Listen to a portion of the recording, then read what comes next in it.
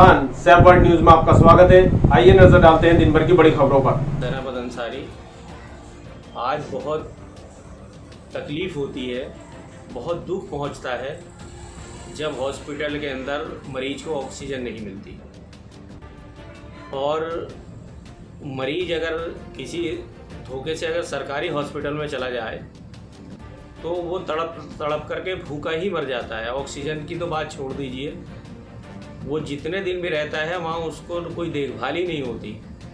और हमारे मुख्यमंत्री जी और प्रधानमंत्री जी बड़े बड़े दावे कर रहे हैं कि किसी चीज़ की कमी नहीं है। हम हिंदुस्तान की बात तो कर ही रहे हैं, लेकिन हम जिस ज़िले के रहने वाले हैं, डिस्ट्रिक्ट बिजनौर के, आपने देखा होगा एक महिला बेचारी ई रिक्शा में बैठ करके और तड़पती रही और कोई उसके सुनने वाला नहीं था। और अगर आप बात करें किसी बीजेपी के नेता से या किसी अधिकारी से तो वो कहेंगे कि हमारे यहाँ हर चीज़ पूरी है। अरे बड़ी शर्म की बात है कि आप आज भी राजनीति कर रहे हो। आज भी आरएसएस के और बीजेपी के लोग राजनीति कर रहे हैं। अभी एक खान मार्केट का मामला आया तो उसमें मुस्लिम का नाम उछाल रहे हैं कि ये इतने सिलेंडर वहाँ मिले, जबकि वो खान मार्केट का मालिक किसी हिंदू भाई को बहुत पहले उस जगह को बेच चुका है। तो इनकी तो झूठ बोलने की आदत है। अभी एक बोली लीजिए जो अरब से ऑक्सीजन आई थी उसमें रिलायंस के स्टिकर लगा रहे हैं। अरे सरकार चलाने वालों, किसी के इतने गुलाम मत बनो। जब आपकी मौत आएगी तो आपको क्या अंबानी बचा लेगा? आप जो जुल्म कर रहे हो ना, उसे ये मालूम कि बच्चों को जब भूख लगती है तो वो किस तरह बिलबिलाते हैं। उनका नेपाल जैसा मुल्क उनसे सवाल कर रहा है। और रही आपकी एनआरसी या कोई सा मुद्दा लागू करने की बात, तो अब जो अल्लाह ने एनआरसी दी है उस एनआरसी से डरो और ये सोचो कि आपने जो बाबरी मस्जिद को शहीद करके और आप उस पर राम मंदिर बना रहे थे, बनाओ, आपको कौन रोक रहा है। लेकिन आपको तो अल्लाह ताला ने ऐसे उलझन में डाल दिया कि आप वो मुद्दा भी भूल गए। और रही बनारस की बात, बनारस के लोगों ने ही अभी चुनाव में आपको नकार दिया।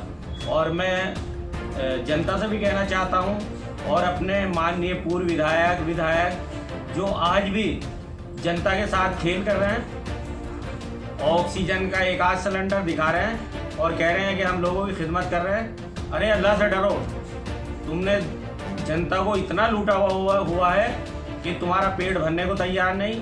हमारे शेरकोट की आवाम ये सोच रही थी कि हम एक बार और एक मौका दें, तो शेरकोट की आवाम को भी कुछ नेताओं ने ऐसा करके डाल दिया है कि आज वो खुद पछता रहे हैं। और एक बात और कहना चाहता हूँ, ये चीज़ें खून में होती हैं। अगर कोई ख़ानदानी खून होता है या कोई जिसका परिवार अच्छा होता है तो उसके संस्कार भी अच्छे होते हैं। और जिस परिवार का बैकग्राउंड ही ख़राब होता है तो आप उसे विधायक बना लो, चेयरमैन बना लो, एमपी बना लो, मुख्यमंत्री बना लो या प्रधानमंत्री बना लो, वो उसी हिसाब से काम करेगा।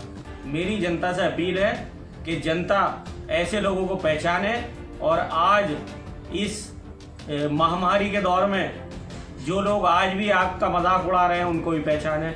और मैं पुलिस से भी कहना चाहता हूँ, आपका जब तक कुंभ रहा 26 तारीख तक, तो आपको साधुओं से तो डर लग रहा था।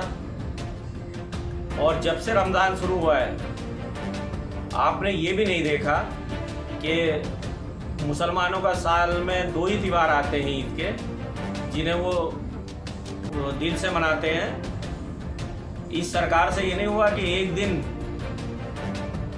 आप उसके लिए भी दे देते, क्योंकि डर तो उन्हें राम को मानने वालों से लग रहा है, अल्लाह को मानने वालों से डर नहीं लग रहा।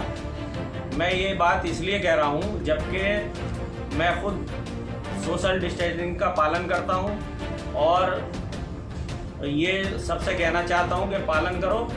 लेकिन क्या आपके पास एक दिन नहीं है? आप मत मानो, आप तो एनआरसी लगा रहे थे। आप कह रहे थे हिंदुस्तान में, हमारे गृह मंत्री कह रहे थे कि हम जिसे चाहेंगे वो हिंदुस्तान में रहेगा। अरे वो कुदरत की लाठी बेआवाज़ है। आज कहाँ है गृह मंत्री जी, कहाँ है प्रधानमंत्री जी कि जो ये दावे करते थे कि हम एनआरसी लगाएंगे?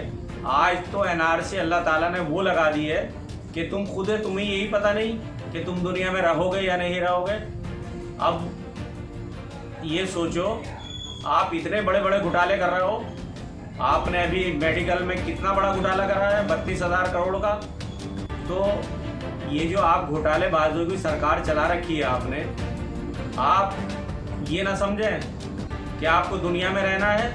और माननीय प्रधानमंत्री जी, मैंने आज तक भगवान के वास्ते में चालान ना करें, क्योंकि वो गरीब रोटी के लिए दर दर मारा फिर रहा है। अगर वो ज़रूरत के हिसाब से निकलता भी है तो ज़्यादातर लाठी उसी को खानी पड़ती है।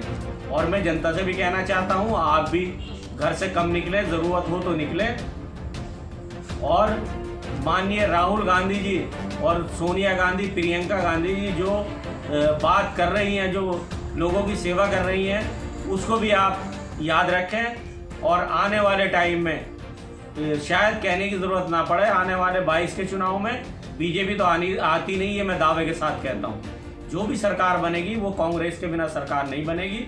और जनता से अपील करता हूँ कि आप अपने अपने इलाके में आने वाले चुनाव में 22 के ये देखें कौन प्रत्याशी किस काबिल है, उसी हिसाब से उसको वोट करें। धन्यवाद। खुदा हाफिज़। जय भारत। देश और दुनिया की हर बड़ी खबर जानने के लिए जुड़े रहे सैफ वर्ल्ड न्यूज से। चैनल को सब्सक्राइब करें, वीडियो को लाइक करें और शेयर करना ना भूलें।